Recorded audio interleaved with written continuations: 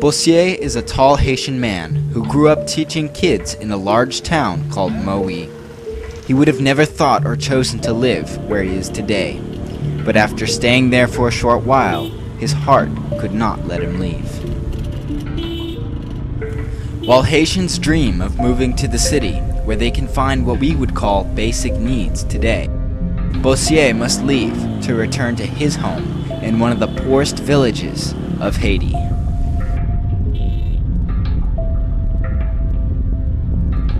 Now we take the road to go down in 5th section. The 5th section is an area of land located in the Artibonite Valley. It is one of 6 sections of land surrounding the city of St. Mark.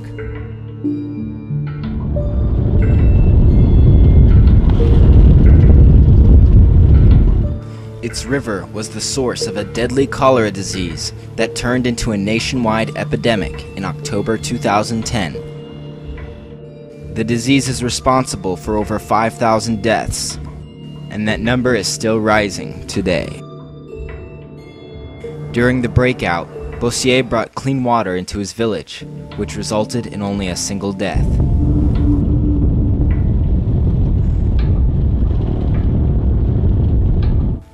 Farming by hand is toilsome and grueling work that is done by impoverished people groups all over the world. These rice fields, however, will provide enough to give these farmers a living. But the farther you travel down the winding road, the more difficult the situation becomes.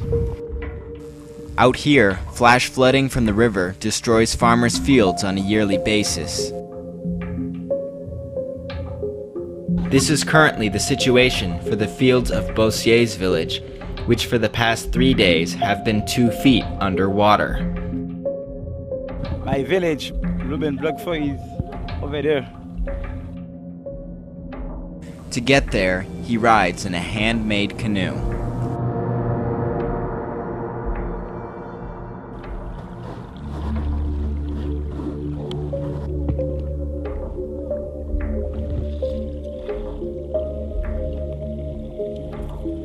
Yeah. The only hope the people has here, it's plant rice everywhere. But the water take the field, they cannot plant any rice. The only thing I can tell them, Jesus is the answer. Just wait for him. This is where Bosier has decided to call his new home. He has accepted the call to serve as a pastor to these people.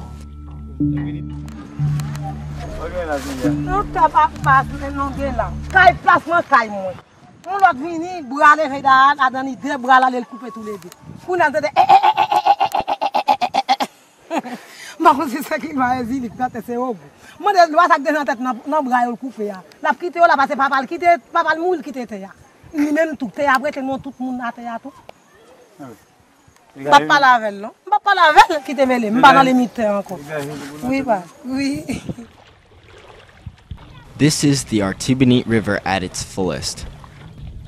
Normally, it is 6 to 9 feet lower. The only reason the village itself has not flooded is because they built a wall of mud around the river's edge. But water still finds a way through by seeping up from the ground. It enters homes along the riverbank, making them no longer usable.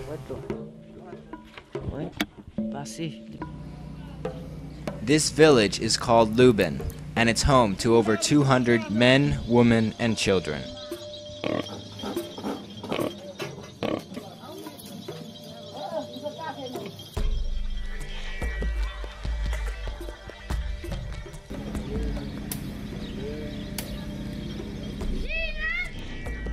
Houses here are made using mud, straw, and wood. A frame is made using wood and nails. Then a mixture of mud and straw is wrapped around the frame.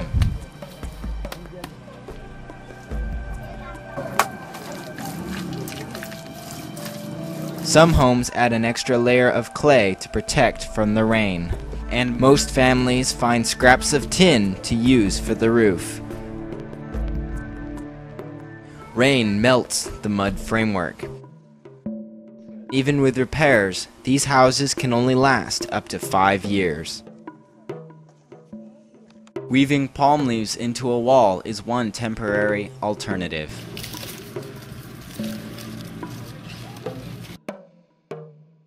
Rain only comes in the wet season. In the dry season, it is sparing, and they rely on irrigation coming from the river. Without water flowing through the proper channels, their fields dry up. But the past few years of rain and river overflow from the wet season has wiped out many villages' irrigation systems, including those in Luben.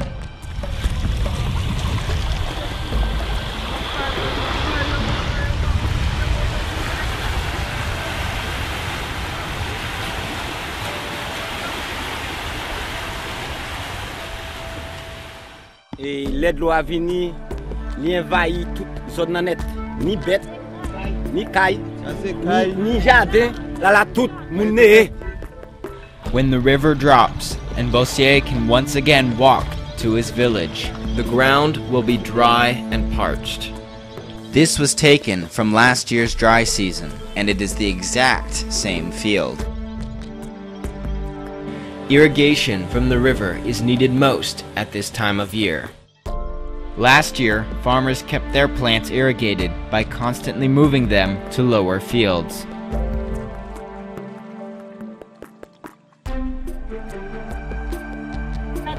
Là, entrer dans le fond de l'eau, à travail, chancy, il plaque dans le pied. C'est coulève? Non, chancy. Li morde, li ale sang, pied.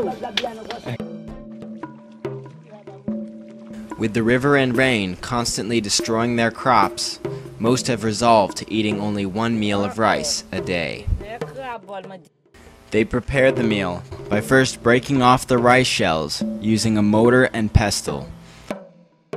They toss it in the air so that the wind takes away the remaining shell pieces.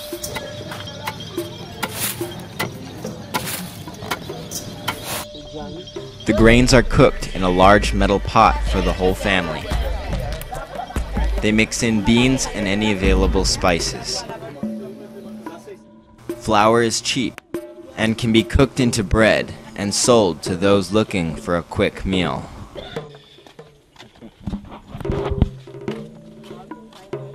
They also weave nets to catch small fish and shrimp. They do this by weaving palm leaves into a rope and then weaving that rope around wooden sticks. Kids passing this through the water find a decent amount of small fish and shrimp.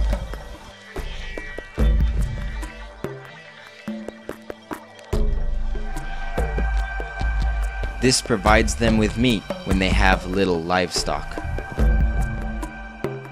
A lot of their wealth is in the cows, pigs, goats, and chickens that they own. Another problem with flash floods is that they carry away these valuable assets.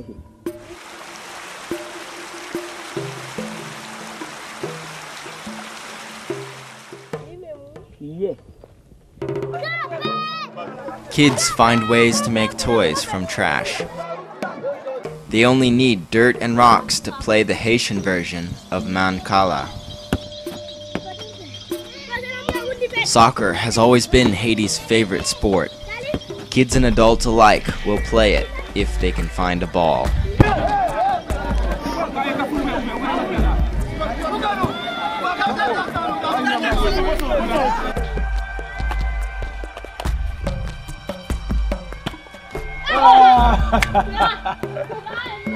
Bosier has lived here since 2010, when he moved into the cement house and church built by a Christian organization called Youth of the Mission. He first saw this place when he was a student in the organization's discipleship program in 2009. The leader, Kristian Snow, he just say, let's go to visit somewhere. And he come down here. When I began to meet people, village after village, my heart is broken because this is the first time it was the first time in my life I see people live like that.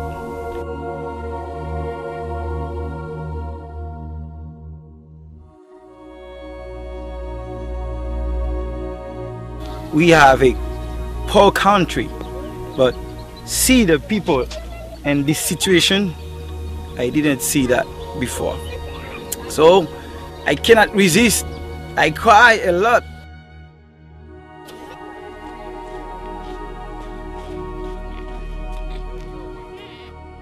After that day, we go back, and I always think about what I'm come to see.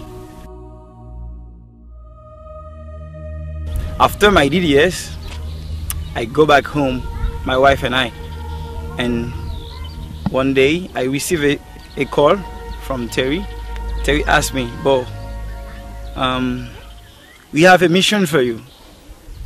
And I tell him, okay, talk, and I'm listening. He said, do you remember Luben Block 4?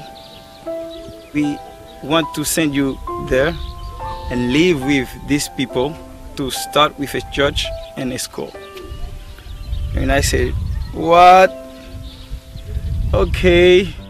And I talked with God about that, and God tell me to go and live with those people. I answered to Terry, yes. My wife and I decide to go and live in Luben Block 4. But for now, my wife is not with me because we wait for a baby.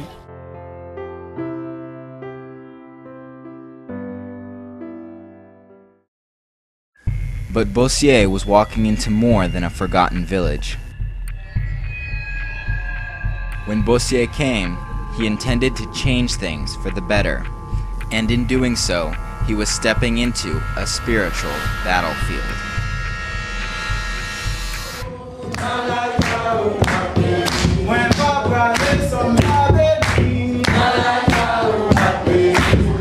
I live here as a pastor.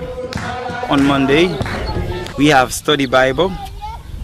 On Wednesday, we have 4 hours and prayer at night. And Friday, we take the time to evangelize the village. Most people in the area practice Voodoo, which, in its basic belief, says that there are spirits that travel among the earth, and there are ways that we can communicate and interact with them. But those that practice Voodoo say it isn't all bad. It really depends on what kind of spirits you choose to deal with. Some even find it offensive that Christians come in and change what they believe is an important part of Haitian culture. But this religion might be the cause of most of their problems. In Haiti, Voodoo has a notorious reputation of bringing curses and death from those who say they have powers to communicate with the other world. For these people, this is not fiction, and Bosier can explain what exactly this has done. Voodoo bring in their heart fear. The witch doctor always do something who make the people like and give them fear in their heart. For example, they sometimes send a demon spirit against someone and kill him. And then the witch doctor said, okay, he's not dead. I'm gonna show you something. He make a ceremony, and this ceremony, and he invite the demon spirit to go upon this man, this person, and so that when they say this person live again, they say, oh wow, the witch doctor is very strong. He has a lot of power. Through the fear of the spiritual realm, they gain control over the people. For example, when a people has sick, he has to consult a witch doctor to find healing. He have to pay for that. For example, he asked me to give $50, and I give him 20, and I cannot give the rest of money. He sent the demon spirit back against me, so that I stay always in fear.